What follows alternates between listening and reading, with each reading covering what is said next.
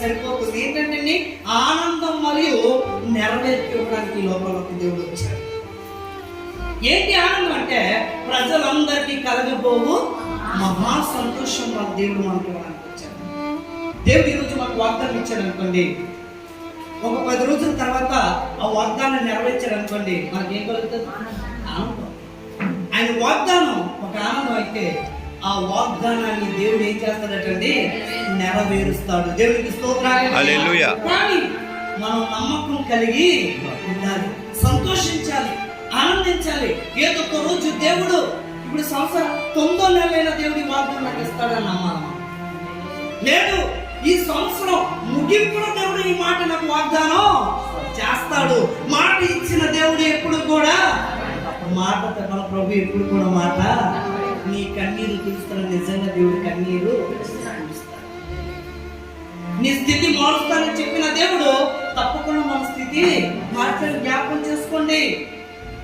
అన్నం తినే రోజులు ఎన్నో ఉన్నాయి, చందన్నాలు తినే రోజులు ఎన్నో ఉన్నాయి, ఒక పూట తింటే ఇంకొక పూట తినే రోజులు ఎన్నో మనం అనుభవించాం. కానీ అలాంటి స్థితిలో నుంచి దేవుడు మనల్ని ఏం చేశాడు? అందుకే సువార్త తీసుకుని వచ్చాడు. దేవుడికి స్తోత్రం. అందుకే సువార్త, ఆ శుభవార్త మనం మన దగ్గరికి తీసుకొచ్చాం, మన జీవితాలు మారాలి. దేవుడికి స్తోత్రం. హల్లెలూయా. సువార్త మనకి ఎందుకు అవసరం అంటే ఏంటండి?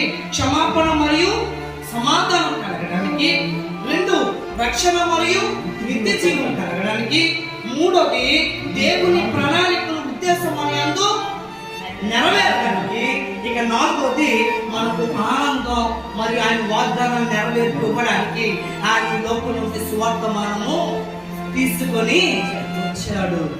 మరి ఎందుకమ్మా లోకమా క్రీస్తు అంటే? ఎందుకమ్మా క్రీస్తు అంటే? ఇంకా అనేక మంది దేవుని నమ్మని వారు ఉన్నారు, ప్రార్థన చేయడం ఒప్పుకోరు. గంటల ప్రార్థన ఎందుకు? మాటికి దేవుని మందిరానికి ఎందుకు? మాటికి ఆ సహవాసం ఎందుకు? మనకి ఇంట్లో పనులు లేవా? మన ఇంట్లో ఇంటి బాధ్యతలు లేవా అని అడ్డుపడి వారు కూడా ఉన్నారు, కోపం కలిగిన వారు కూడా ఉన్నారు. కానీ అలాంటి వారికి దేవుడు అంటున్నాడు, నేను సువార్త మనం ఎందుకు తీసుకుని వచ్చానంటే మీ పాపము క్షమించడానికి. దేవుడికి స్తోత్రం. హల్లెలూయా. తండ్రికి మిమ్మల్ని సమాధానం పరచడానికి, రక్షణ ఇవ్వడానికి, నిత్య జీవం ఇవ్వడానికి, నా యొక్క ప్రణాళిక, నా ఉద్దేశం మీ యందు నెరవేర్చడానికి, మీకు ఆనందం, నా వాగ్దానాలు నెరవేర్చి ఇవ్వడానికి నేను ఈ లోకంలోనికి వచ్చానని దేవుడు మరొక తరుణం దేవుడు మనతో మాట్లాడుతున్నాడు. దేవుడికి స్తోత్రం. హల్లెలూయా.